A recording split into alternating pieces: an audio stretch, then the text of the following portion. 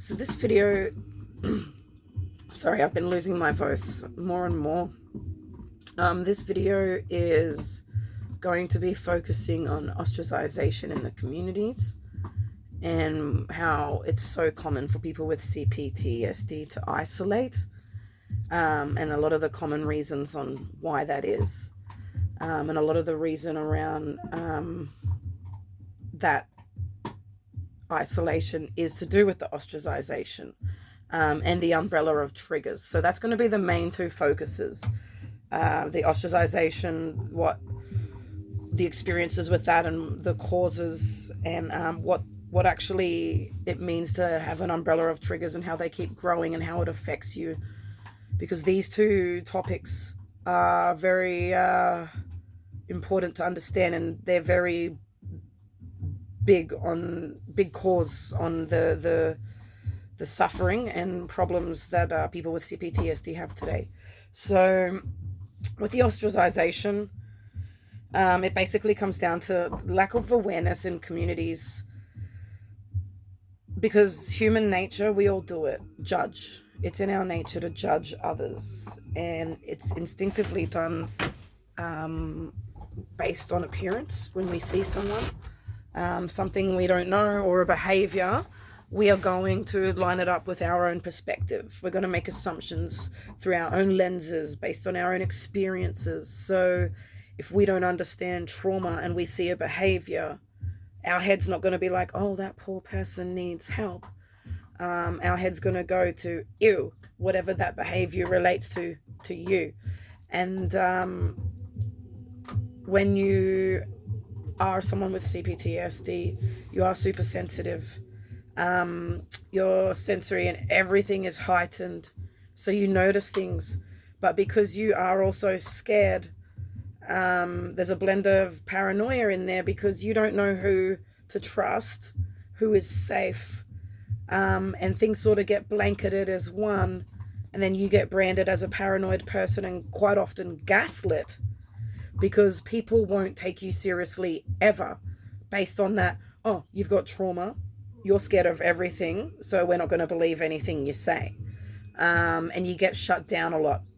So you're finding yourself in situations where you're explaining things, defending things.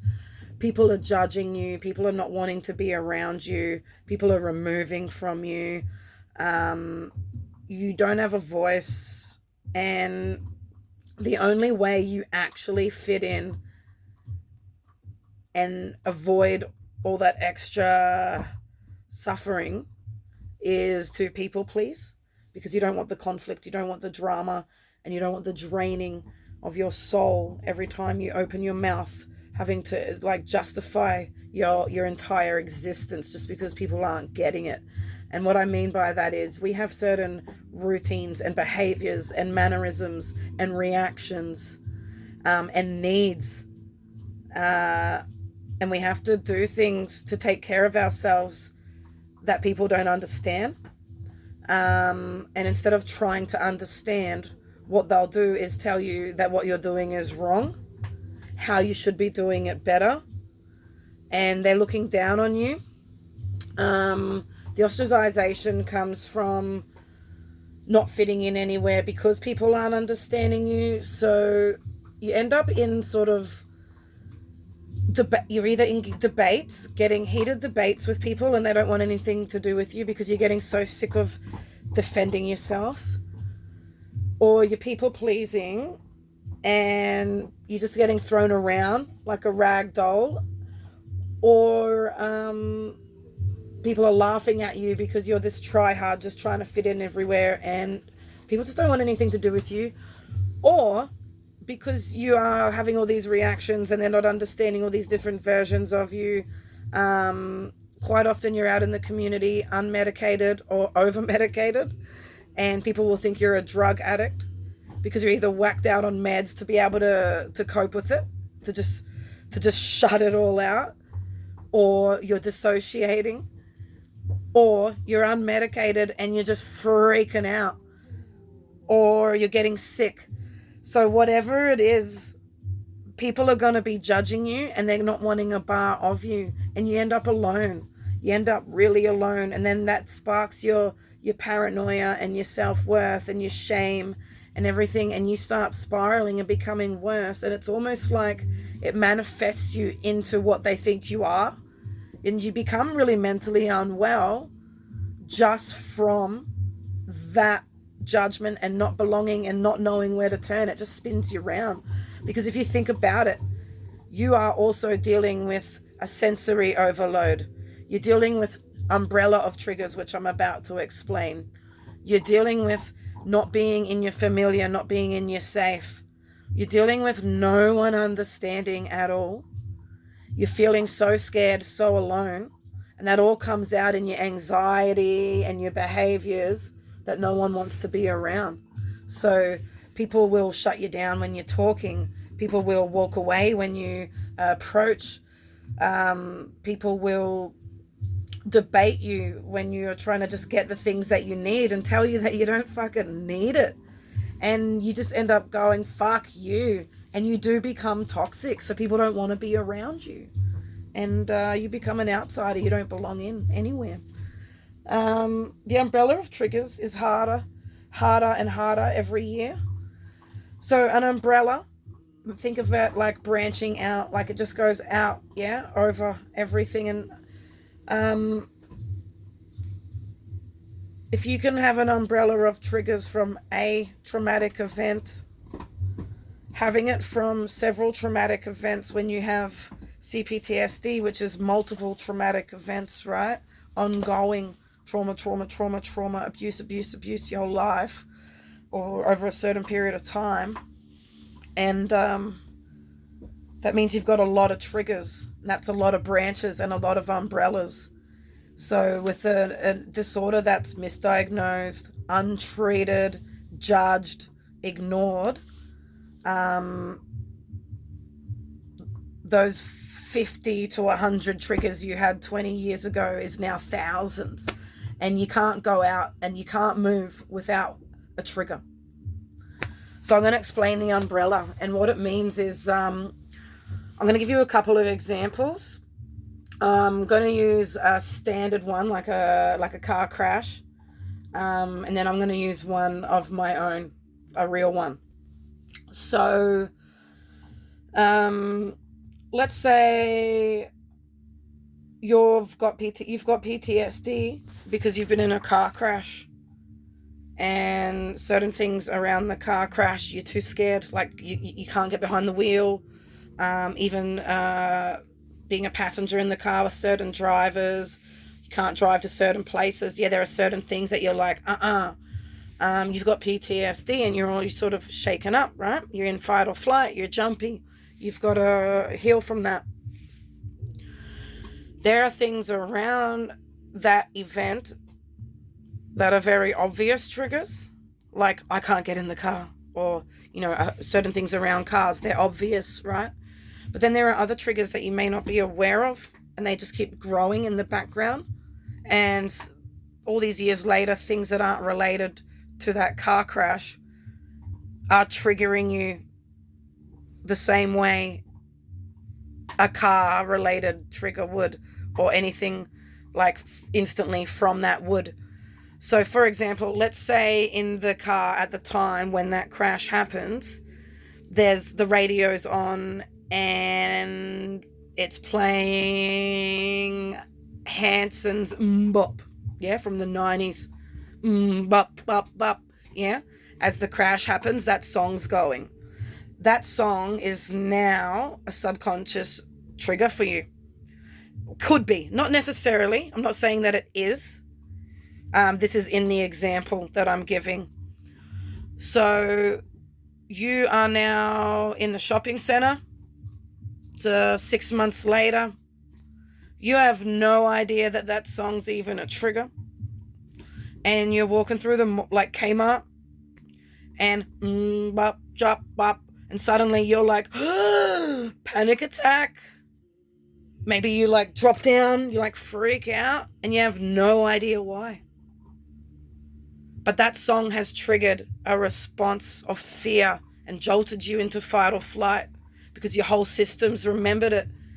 But now what's happened is at Kmart, while you were there and you had that panic attack, it just so happened that there was, I don't know, there was an old man from the Salvation Army in playing the bagpipes in his tartan skirt for money donations.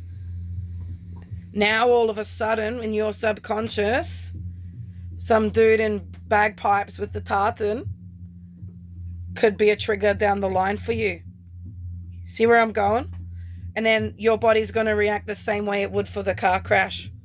So a year later, you're at some sort of ceremony and a bunch of bagpipe players come out. You freak out. Oh my God, you're having a panic attack. All these balloons are in the air at the time. Boom. There you go. A few months later, you're having panic attacks because of a balloon. It's all related to the car crash. It's going more and more and more, right? It just keeps growing. So that actually happened to me with a thing, well, a lot of them, but a certain one that a thing that I can remember is so specific. I have a memory of the 4 years of when I was living the nomadic lifestyle with my father from the age of 2 till 6, because we hitchhiked and walked and lived at random places, Aboriginal missions, people's houses, in a 4-year period. I don't know at which stage, and I'm guessing it's the oldest stage, closer to the 6, for me to be able to remember it. But it only came back as an adult. I have always known that we were at this certain person's house, and I've always known that there were certain things going on in the back of the yard, because they were always in a group and they always had the fire going and they were always doing drugs, and I saw a lot of like orgies and sex and stuff, and that was the norm. It was the norm. So that's always been in my memory. But when I was living in China, before I found work in Xi'an, I was traveling around in China, and I was in, I think it was Zhuhai. Anyway, that's irrelevant. That's my brain. That's why, here, try this pill for ADHD. I was walking through a park, and the parks over there are pretty big.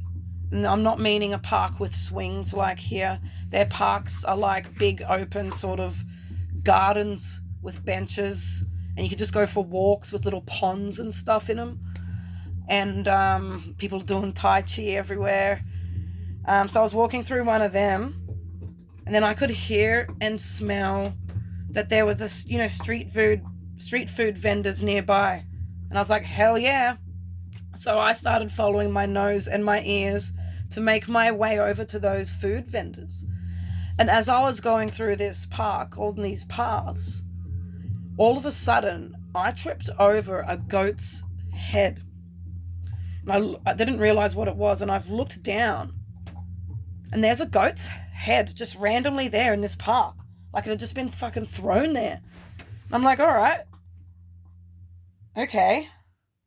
So I've kept going, because I'd already learned very quickly in China that the number one rule there is don't ask why, just you'll spin out, just don't ask why. So I was like, okay, don't ask why, it's a goat's head. And I kept walking, and then I could see some guts here and disembowel this and guts and skin here, and the trail led to the food vendors, and it led right up to the food cart. As I was on this trip, and by the time my head put it all together, I got to the spot where they had finished slaughtering the goat, and they had this whole setup, and where they had like carcasses draining, and it was seeing that draining carcass took me straight back to that house when I was living with those people, where my father was taking advantage of people. I actually now, as an adult, am starting to understand more of it, and I actually think it was one of those disability rehab houses where they had staff living there with disabled people, and I think he was taking advantage of it, like fucking the staff and God knows whatever with the disabled people, because he was a psycho and a pedo. So anyway, that's another side note. Anyway, seeing that goat took me back there to all these memories, and of a goat out the back where they had that fire, where those people who he was with, I don't know who it was besides the disabled people, because I was always inside with these group of people who all had different disabilities, and they had carers, and I was always just inside with them. The carers were outside with my dad and a whole bunch of people, and they were partying and drinking and doing all the things that he was always doing, because that's what we did. We would stay here with these people for a few weeks and these people for a few months, and just made our way up, and seeing that goat in the park in China took me straight back. And then I started remembering all these things, and it didn't trigger any pain or set me off, but it surfaced a lot of memories and traumas that I'm now dealing with, and a lot of those memories are now getting triggered and brought up from that. So they umbrella out and they branch out. So if it's not a trigger that your body's reacting to, it's some sort of memory or flashback that your mind takes you inside your head with. And they just keep growing and ricocheting, because every time something happens, your environment and everything around you soaks in and builds onto that. So because it goes untreated and there's so much lack of awareness, you end up to the point where you can't go out because you can't get help. You're getting triggered more and more, which leads to meltdowns and the somatic symptoms just getting worse and worse and worse, because we store the trauma so hard inside of us. And then that's also not getting helped or believed. So we just get, every time we go out, we go in a cycle, but the cycle's just spinning us harder, and we just end up fucked, and we're in agony. And we end up either suicidal and depressed, or angry and raging, or both. And it becomes dangerous and harmful to the people around us and to ourselves. Very toxic. And all the electricity, just very explosive. And it's just heartbreaking to see the look in people's eyes, like that judgment, and then be told that it's just in your head. The physical pains in your head. The being alone and being judged on the outside is in your head. Is it? Is it really? Because where are all the people who are accepting us? Where's all the support? Where's all the love? Where's all the understanding and compassion? Where's all the help? Where's the moving forward? Where's the stuff that we need to get out of this? If it was in our heads, we wouldn't be going backwards alone, too scared to go out. And we wouldn't be the only ones. But because we are alone in it, and we're too scared to go out to even a support group, we can't even go to support groups because we all have so many triggers. We all just started setting each other off and freaking out. And we feel so judged and ashamed getting to and from. You can't without your meds. So it's like we end up just in this prison. We're either alone in isolation, or out there just wigging out, having meltdowns, freaking out, really scared. So we actually have nowhere to turn.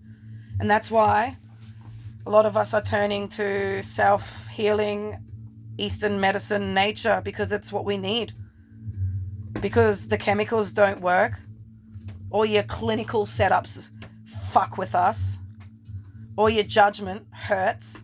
And your lack of awareness brings on all these solutions that aren't solutions.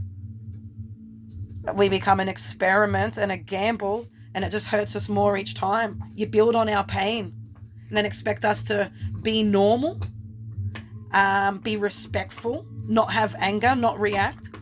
And then when you don't react, everyone's telling you how proud they are of you. You're internalizing it for them. All you're doing is not reacting. You're still feeling it. We need to remove the trauma. And we're never going to remove it because we're getting re-traumatized. It's getting added to and built on. So the only way that we can go and do it is to be safe. Ease our nervous system by being safe. Be alone so that we're not getting triggered. Be alone so that we're not feeling judged, which brings on our shame and lowers our self-worth. Be alone so that we can connect with nature and the things that are soothing and calming, away from all the lights and the sounds and the people and the movement. We have to heal ourselves and be alone, and we have to feel safe. So you can't provide us with that in community. You can't provide us with the system in society.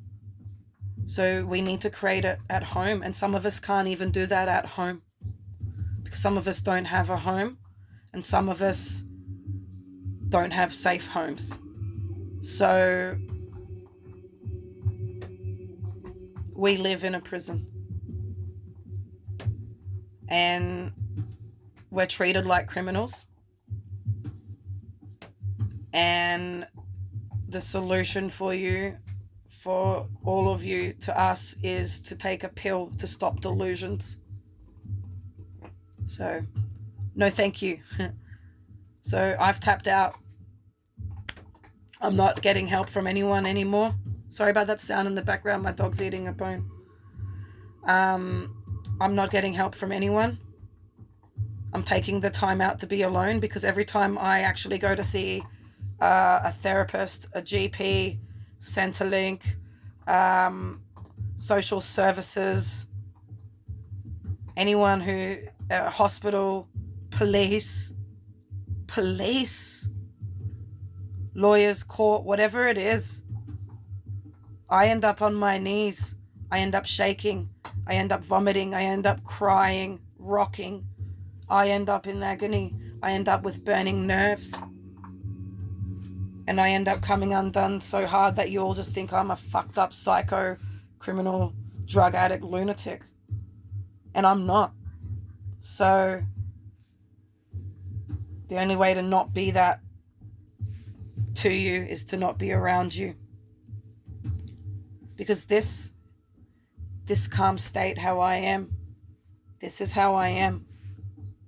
But I'm never like that when I'm out in community or society. And that's why I can't fit in, because I can only feel this when I'm safe, and I only feel safe when I'm alone. So until you provide safety, awareness, and understanding out there in the world for people with C-PTSD, more and more will isolate. More and more will continue to not trust, be scared, and live a life that is very sad and lonely. But we choose the sadness and the loneliness over the excruciating pain, physically, mentally, and emotionally, that comes with existing in your ignorant world. So that, my friends, is why people with C-PTSD tend to isolate, withdraw, not trust, and sadly, many take their lives. And until the awareness is out there, that will continue to be the case.